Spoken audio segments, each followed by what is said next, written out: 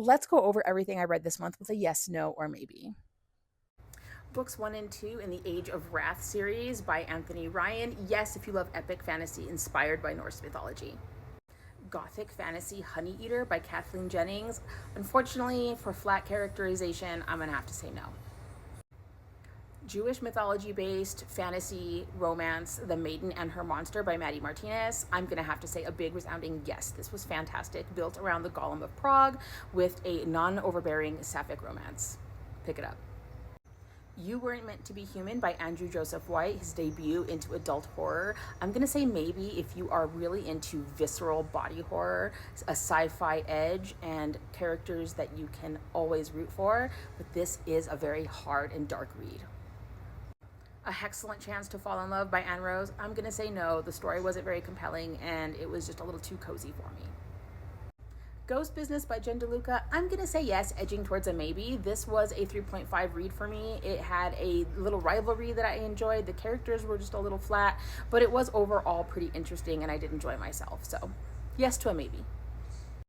Pirate Fantasy The Red Tempest Brother by H.M. Long, the third and final book in the Winter Seas trilogy. Yes, this was fantastic. A wonderful ending, and I can't wait to read the whole series again, honestly. A Memoir Told in Essays, Alligator Tears by Edgar Gomez is an absolute yes. This was a beautiful read. It was lighthearted, it was difficult, but it made me sob and feel and reflect. A yes. Fantasy Red City by Marie Lu. This is The Godfather meets The Magicians, alchemy, rival syndicate, mafias, childhood friendship turned romance on the edge of, on the brink of devastation. This is a yes. Breathe In, Bleed Out. Yeah, yes. If you like 70s, 80s slashers and just a lot of fun, this is it. But there is some visceral body horror, so keep that in mind. Everything She Never Knew by Annette Chavez Macias. Yes, literary fiction about a single mother and trying to find herself after her husband and her best friend run away together. Very, very emotional, but yes.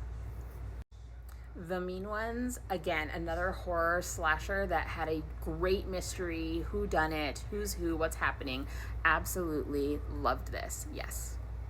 Hopelessly T-voted was a little too cozy, a little too gushy for me. I did not really enjoy my read.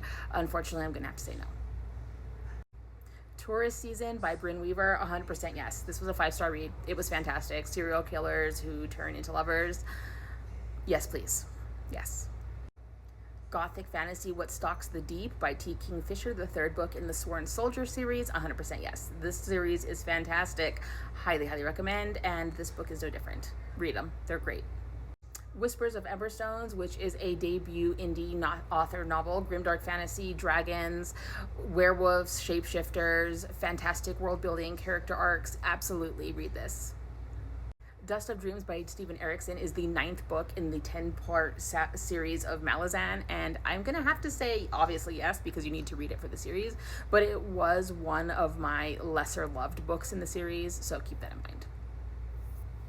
Pedro Parama is a literary fiction written by a Mexican author, and I absolutely enjoyed this. It is hallucinogenic, it is a fever dream, it is absolutely so good. Yes, absolutely read this. The Second Death of Locke by V.L. Bovalino. This is going to be a maybe. There is some modern language.